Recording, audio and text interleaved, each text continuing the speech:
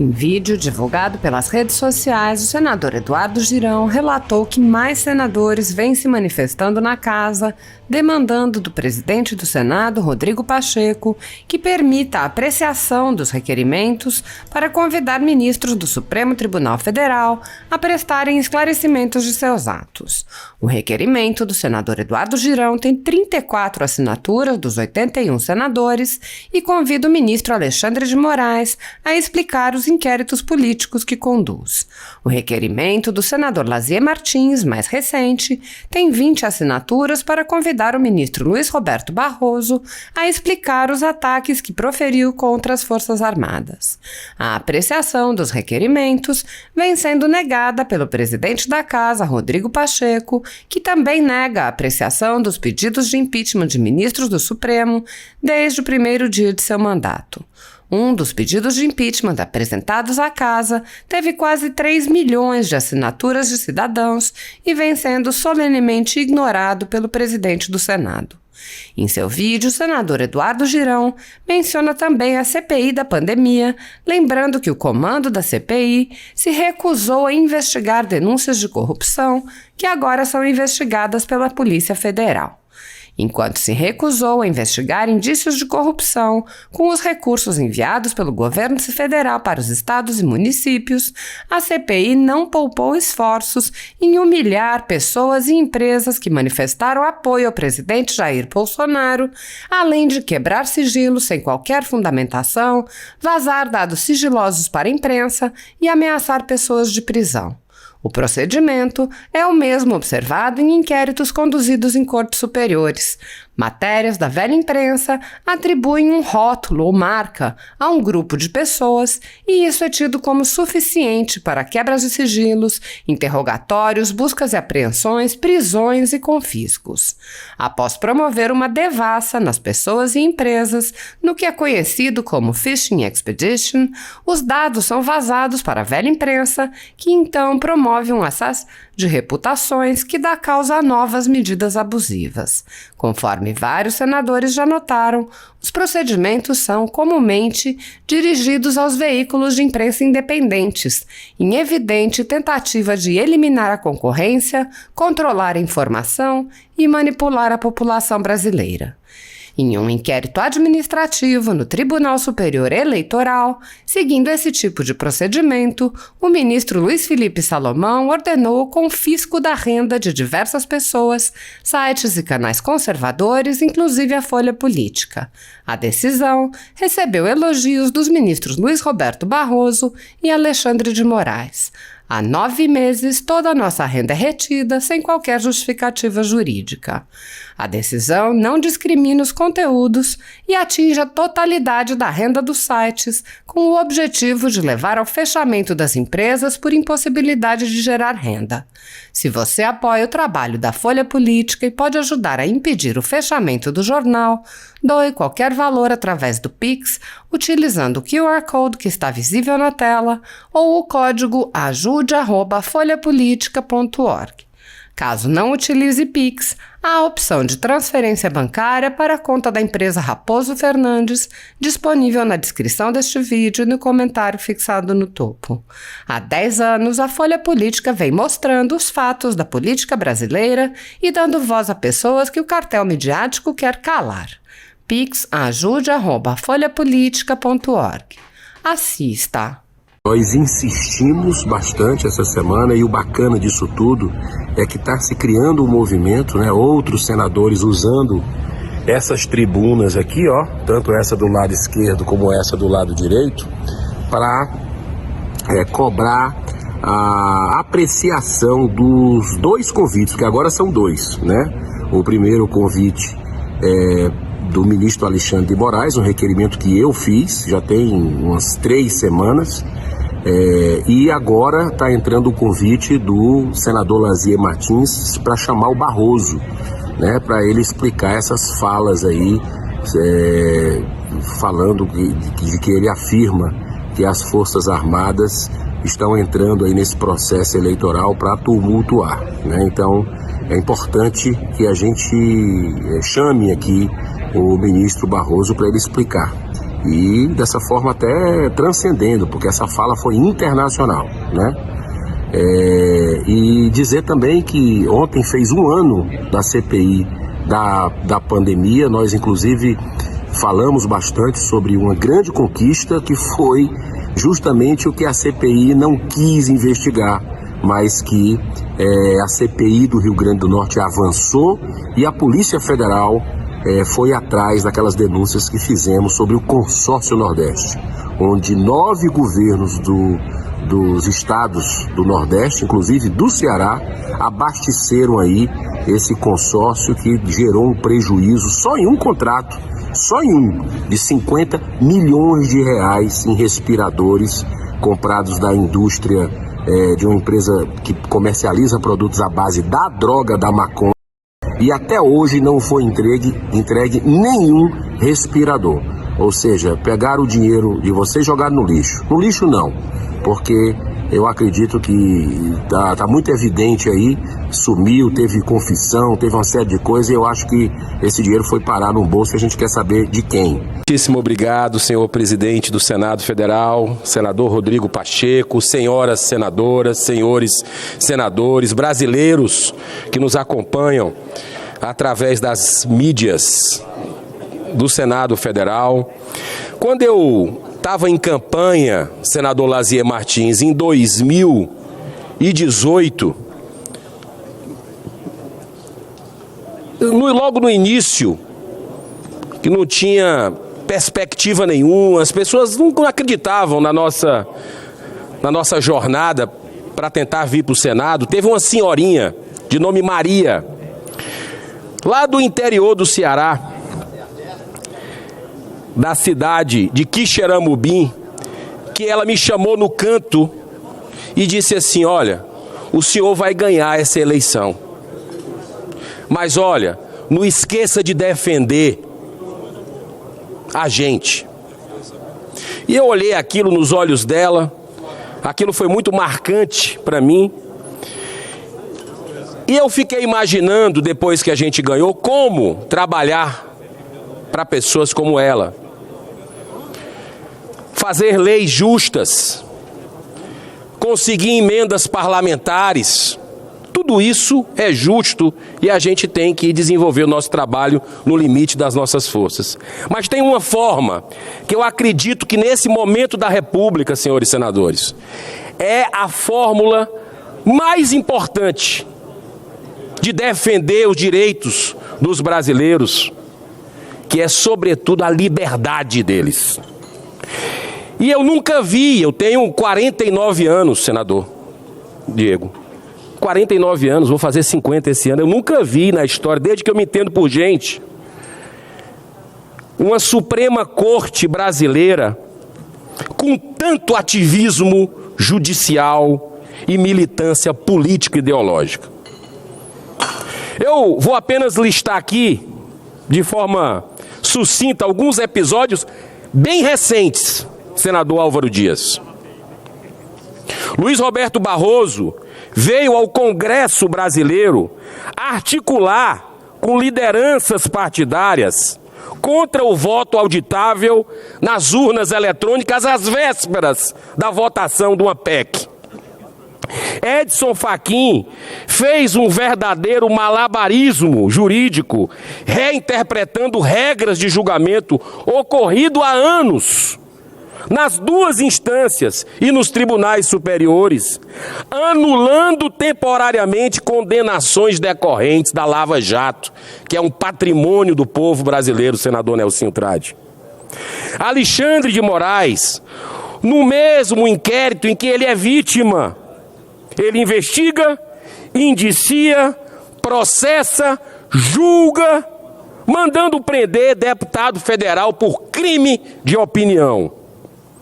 Gilmar Mendes e Dias Toffoli, num evento em Portugal, onde o nosso querido presidente Rodrigo Pacheco acabou de chegar, mas esse evento dos dois eminentes ministros do Supremo faz alguns meses, eles emitiram publicamente, tiveram a coragem, olha só, de publicamente emitir opinião afirmando que o Brasil já vive um sistema semipresidencialista com controle de poder moderador, adivinha de quem?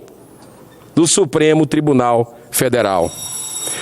E, novamente, Luiz Roberto Barroso fez palestra de abertura na Universidade do Texas, agora, recentemente, em evento denominado, abro aspas, livrando-se de um presidente, fecho aspas. E na Universidade de Boston, para encerrar, no evento Brasil Conference, nos quais faz mais avaliações políticas sobre o Brasil, e agora, depois de ter convidado as Forças Armadas para opinar sobre o sistema eletrônico de votação, ele aproveita para fazer, como um comentarista político, críticas pesadas por não ter gostado do parecer. É semelhante, senador, meu querido irmão, a uma pessoa que convida, Luiz do Carmo, alguém para jantar na sua casa e depois destrata o convidado porque ele não elogiou o jantar. Isso explica o número recorde de pedidos de impeachment de ministros, que somam 58 desde 2019, quando eu entrei aqui, sendo 2 deles de minha autoria. Em 72 anos de vigência da Lei 1079 de 50, que regulamenta o processo de impeachment, 5 presidentes da República já sofreram impeachment. Só o Senado tem o poder para abrir processo contra ministros da Suprema Corte. Mas pela vontade da maioria dos senadores, ainda, essa casa permanece omissa diante de tantos abusos cometidos. Já prenunciado há mais de 100 anos por aquele que está ali, Rui Barbosa, o patrono do Senado Federal, que diz que a pior ditadura é a ditadura da toga, porque contra ela não há a quem recorrer. Senhor presidente Rodrigo Pacheco, depois do julgamento arbitrário do Supremo Tribunal Federal na semana passada, condenando o deputado federal Daniel Silveira a mais de 8 anos de prisão por crime de opinião, e da decisão do presidente da República, totalmente amparado pela Constituição, em conceder a graça através de indulto, a relação entre os poderes está estremecida e pode resultar num perigoso impasse institucional.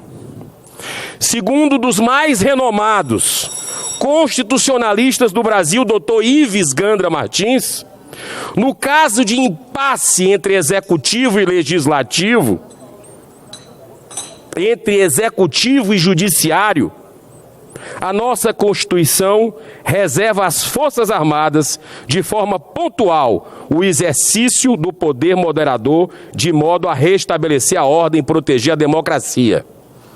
Quem falou foi o doutor Ives Gandra Martins. E onde é que entra a gente?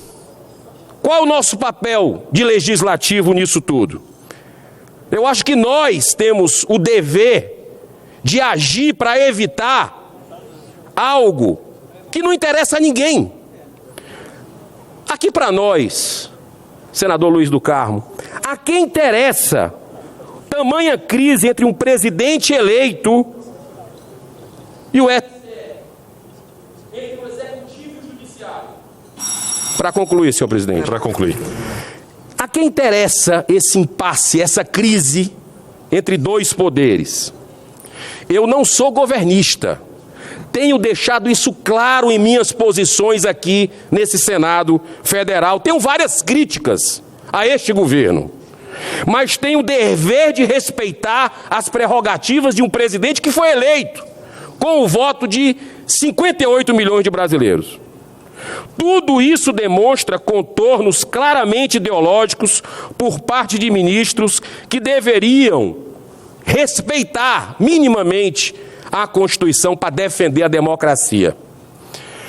E isso nunca aconteceu em 133 anos da República que a gente está vivendo agora. E mais uma vez está nas mãos das senhoras e senhores senadores da República assumirem o importante papel de pacificação do Brasil. Não cabe mais nenhuma omissão.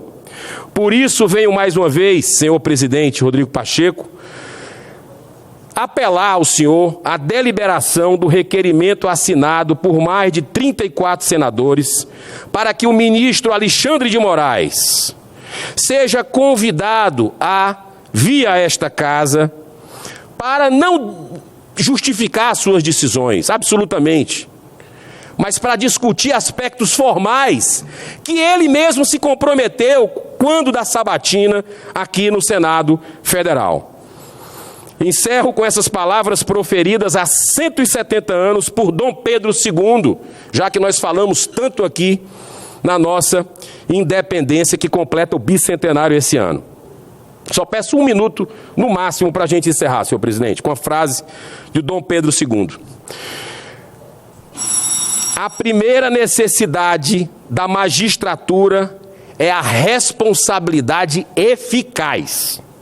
Enquanto alguns magistrados prevaricadores do Supremo Tribunal de Justiça não forem punidos, não se conseguirá esse fim.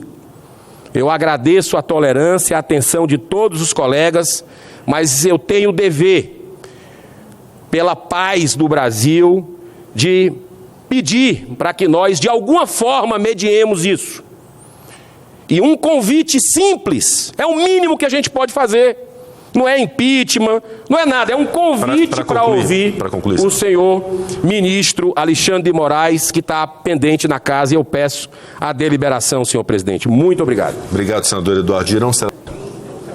Senhoras e senhores senadores, eu lhe agradeço por postergar por alguns minutos a apuração dos votos, mas quero fazer minhas as solicitações do senador Eduardo Girão e do senador Lazier Martins para que Vossa Excelência delibere sobre o primeiro requerimento e aceite para apreciar o segundo requerimento. Do que se trata?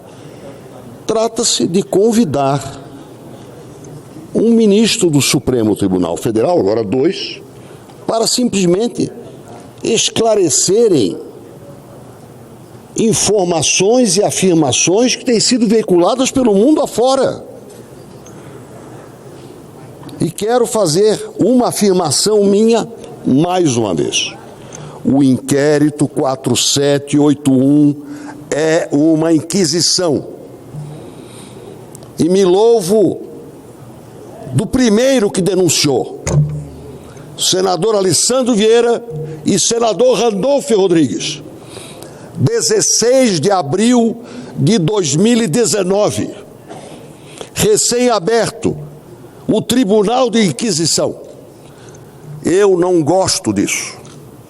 Meu avô materno ficou anticlerical quando descobriu vestígios de ferramentas da Inquisição nos seus trabalhos de artesão em Verona, na Itália.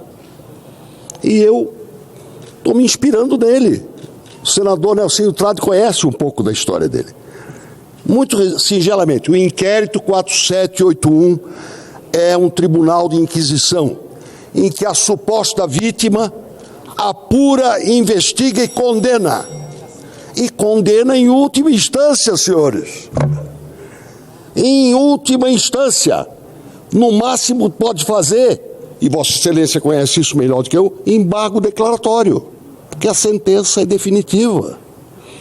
Esclarecer isso vai melhorar a democracia brasileira.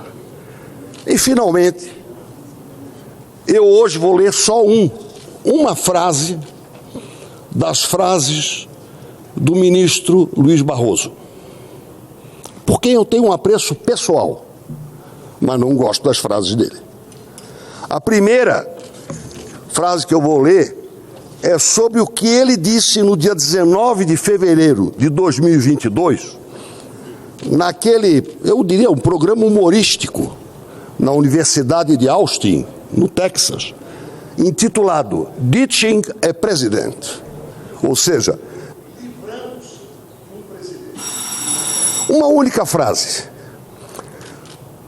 ou seja, uma frase sobre o que acontece nos países governados por populistas: Hungria, Polônia, Peru e Brasil. Um comentário típico de analista político. Muito difícil de ser substituído, esse paletó, por uma toga. Para ser um juiz, senhores, juiz. São como deuses. Como diz o título de um livro.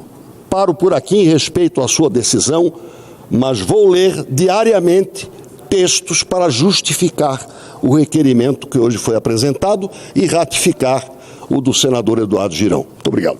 Obrigado, senador Espiridião.